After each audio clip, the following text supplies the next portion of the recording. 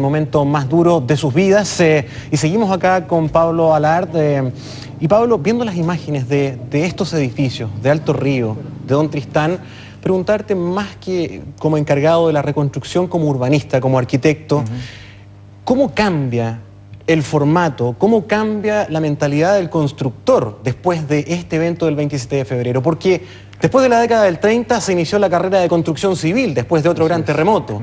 Luego se hicieron las normas básicas para hacer construcciones antisísmicas.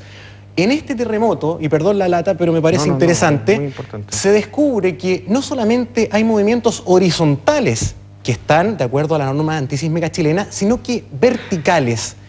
¿Cambia el panorama? ¿Hay que empezar a construir distinto, sobre todo edificios de altura? Absolutamente. De hecho, Chile es un caso que ha sido destacado por los especialistas internacionales en temas de construcción antisísmica porque, independiente de estos casos que son inaceptables, sobre todo en aquellos que perdimos vidas y que hay responsabilidades civiles porque no cumplieron con la norma como tú explicabas, la gran mayoría de las edificaciones construidas después del año 85, que tuvimos el último terremoto, cumplieron con la norma y resistieron. Y de hecho, ¿por qué no tenemos 300.000 vidas que lamentar, como fue el caso de Haití? Es precisamente porque nuestras edificaciones están construidas y han sido fiscalizadas para resistir terremotos. Así todo, se ha trabajado en la evolución de la norma sísmica chilena para incorporar, como dices tú, otro tipo de movimientos y solicitaciones, pero no solamente se ha quedado en eso, también se está sacando una norma para las estructuras secundarias. Por ejemplo, en el aeropuerto, el daño se produjo porque se cayeron los cielos, las lámparas, las ventilaciones, y esas son graves porque también pueden afectar a la vida de las personas y también afectan el funcionamiento de esos edificios, imagínate hospitales o aeropuertos que son críticos.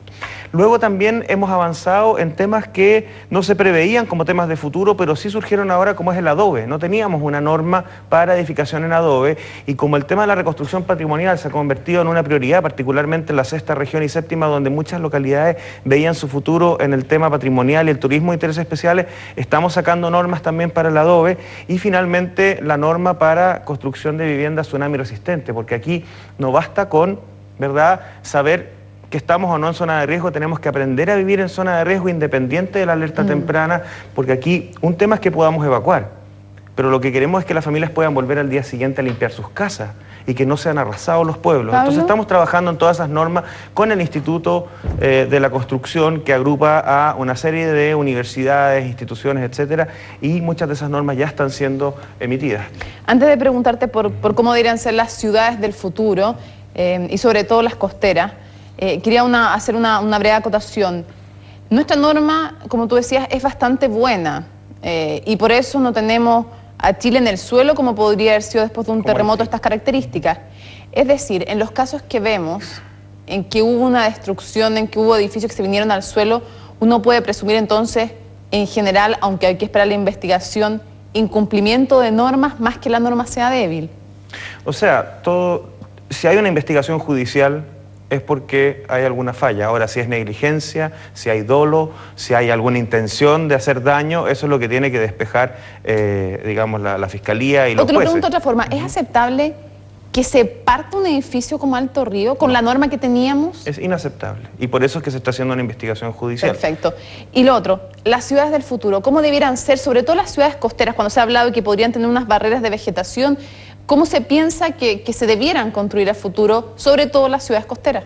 Mira, de hecho esto coincide con que ayer en Talcahuano las Naciones Unidas lanzó la campaña mundial de ciudades resilientes, que es cómo convertir a la ciudad no solo en una plataforma de calidad de vida, de integración social, sino que también que tengan esta característica de poder volver a levantarse y volver a reactivarse después de una catástrofe natural o social.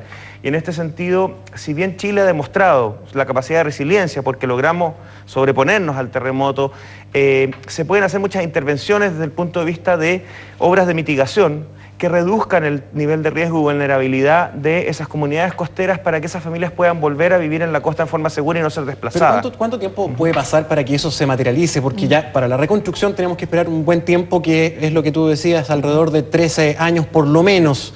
Pero para ver esas ciudades con parques inundables, para ver plasmada en la realidad esas recomendaciones de especialistas que han hecho estudios que, por ejemplo, son más eficientes barreras de árboles que las de hormigón.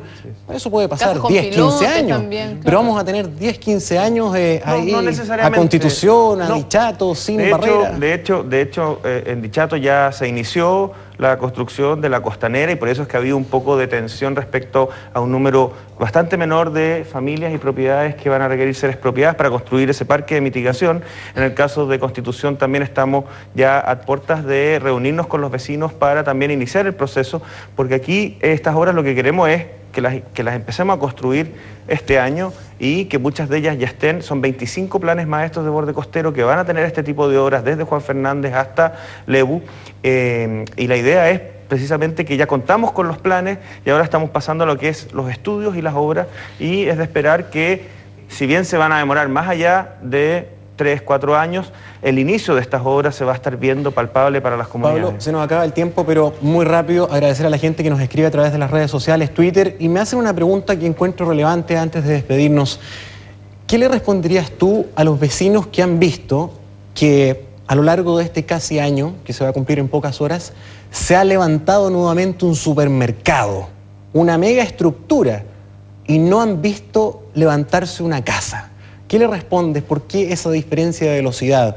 ¿Es que el Estado está demorando más tiempo que el privado en tomar las acciones concretas para reconstruir? La única respuesta que tengo yo es que los recursos de todos los chilenos tienen que ser focalizados en aquellos que realmente lo necesitan.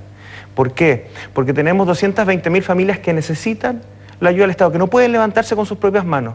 Y por lo tanto, nosotros no podemos, como sí pasó con las Mediaguas, por una situación de emergencia que habían aprovechadores que la usaban como gallinero o como bodega, aquí no podemos usar ni un peso de todos los chilenos para que un aprovechador se lo lleve. Y eso requiere todo un proceso de calificación, de buscar a las personas que correspondan, los que son realmente vulnerables, y luego generar un proyecto.